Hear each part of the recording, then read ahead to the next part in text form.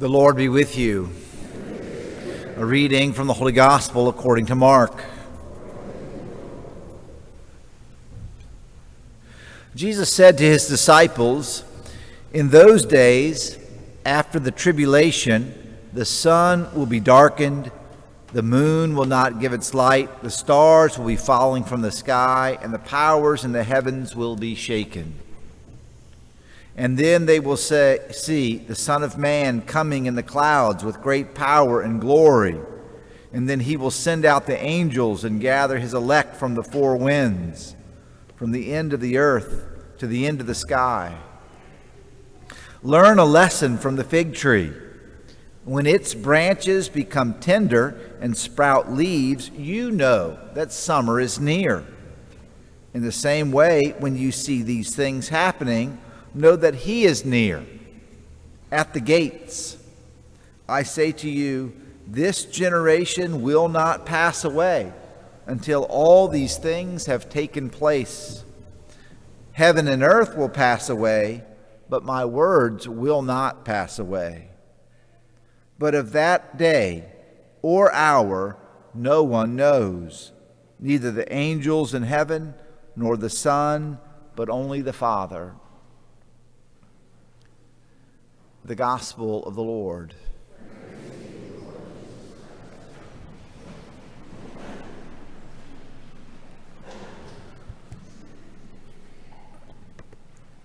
So a few years ago, I got another bumper sticker homily for you today. A few years ago, I saw a bumper sticker. What did the bumper sticker say? The bumper sticker said, "Think globally and act locally." I don't know if you've ever seen that bumper sticker, but I thought it was really profound. You can think about the problems of the world, but do something in your own house, in your own community, in your own parish. And so the gospel today is kind of like, think about the end of the world, but really be aware of your own life, your own reality, the shortness of your own life, maybe the great or the significance of how temporary the world is. You know, there's two events that Jesus is speaking about, and they're very difficult to untangle. He's talking about the destruction of Jerusalem, which is going to happen in the lifetime of the people that are listening to him. He's talking about that, and that came to pass, and Jerusalem was destroyed, and the archaeological records, show that clearly. In the year 70, a generation, 2 generations from the time Jesus was born, it is destroyed. And then he's alluding to the end of the world, something that nobody knows when it's going to happen. So in time and kind of in eternity. Think globally, think locally, think about the end of the world, but then think about the shortness of your own life. Don't we know that nations come and nations go? The rise of nations and the fall of nations. Think about the Incas and the Mayans, the Ottoman Empire, the fall of Rome. We like to think that the United States is this stable, it'll always be here, right? Not necessarily. Nations come and nations go. Even our own life, right? We're born, we mature, we rejoice in the gift of life, we suffer, we return to the dust from which we were created. That's the reality. Now, even the dust, however, has a limited lifespan. Now that's what Jesus is talking about, these two things. Jerusalem is going to be destroyed, and then everything is going to pass into history. He starts with this prophetic style, speaking in this apocalyptic language. The sun will be darkened, the moon will not give its light, the stars will fall. And this is exactly the language of the Old Testament prophets.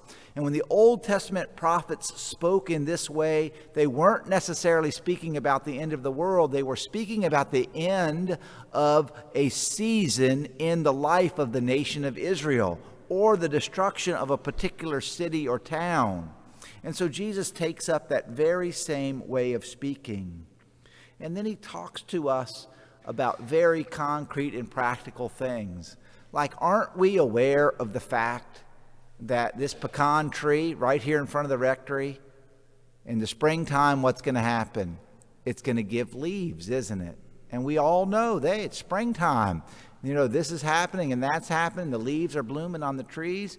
And then sure enough, a few months later, it's going to have pecans on it. And then they're going to fall off and all the leaves are going to fall off. And it's the same thing over, right? And it happens over and over again. And we should just be aware of that reality, that life is short. Life is short. And not only does Jesus want us to think about our own lives being short, he wants us to remember that even everything that we can see, the heavens and the earth, has a limited lifespan. So what are we to do? Why is he telling us that? And I think the first reason I would say is just so that we know it. It's obvious, isn't it? Nobody thinks that this is going to last. Nobody thinks this is all eternal, do you? But sometimes you have to be told this is not eternal. Even the dust of the ground to which you will return at the end of your life, even that's not eternal. It's all going to pass away. And so the first thing that our Lord is trying to teach us in this is to turn our attention to the end, to the shortness of life, to the shortness of created things. And that's very simple, just to be reminded. And so what's the second thing that I think our Lord wants us to do? He says, how many times do the angels or Jesus himself or one of the prophets say, do not be afraid, right? Yes, indeed, life is short. The life of the earth, frankly, is short on the eternal scale. Do not be afraid. We need to face life with courage. We need to face life, the ups and downs of nations and states and worlds and civilizations. We need to face them with courage. A few days ago, I gave a daily Mass homily, and the daily Mass homily was titled something like the judgment is coming, okay? And it got a lot of people watched it. A lot of people, they tune in to that. That's what they want to hear about. The judgment is coming. And one person commented in the YouTube video, they said, we are in the time of the chastisement. I'm like, are we in the time of the chastisement? I don't know. I don't know at all. But I do know this. I probably got another 30 or 40 years of life, and that's all I get, right? Whether it's the time of chastisement or not, I don't know. What I do know is life is short. That's what I know. Is it the end of the world? Nobody knows. What I do know is what? Life is short. And that's what our Lord is reminding us all of today. And regardless of whether it's the end of the world or not, let us go forward in courage. As we approach the end of the church year, the church reminds us to remember how short life is. And we should pray to be wise in these days. The first reading today, speaks about many of those who sleep in the dust of the earth. And how long is the dust of the earth going to last? We don't know, but it's not eternal, is it? Many of those who sleep in the dust of the earth will awake. Some will live forever, and others will go to the everlasting horror. But the wise will shine brightly like the splendor of the firmament of the heavens. So we need to be wise. So the end is coming, right?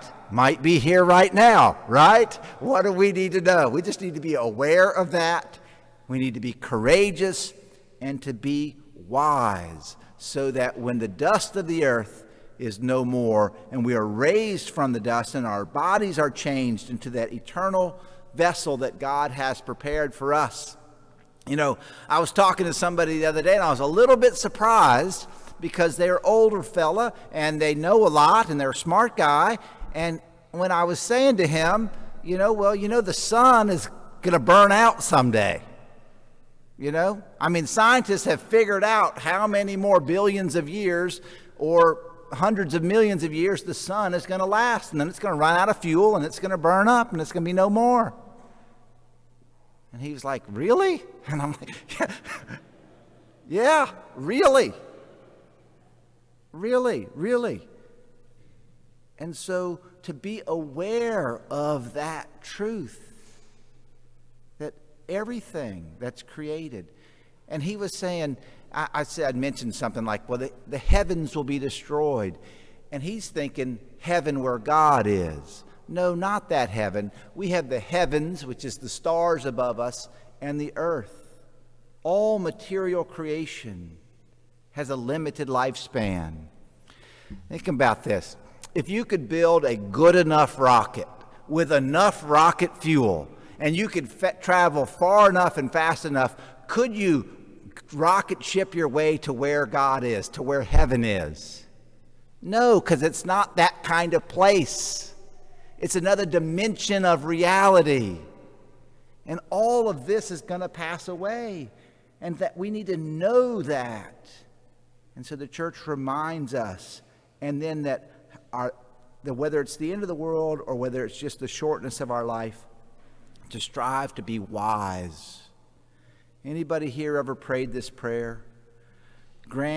God, grant me the serenity to accept the things I cannot change, and the courage to change the things that I can, and the wisdom to know the difference. There are things in life that we can change, and there are things in life that we can't. We don't know when the end of the world is going to be, but we can change our life, right? We can conform ourselves to Christ, right? So we got to think globally, think about the end of the world. Don't get caught up too much in it. I promise you're not going to figure out when it is. It's not going to happen. Think globally, but act in our world, being prepared for the coming of Christ in our lifetime.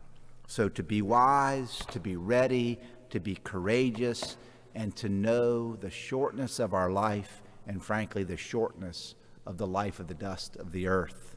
Jesus is telling us today to be ready for the end.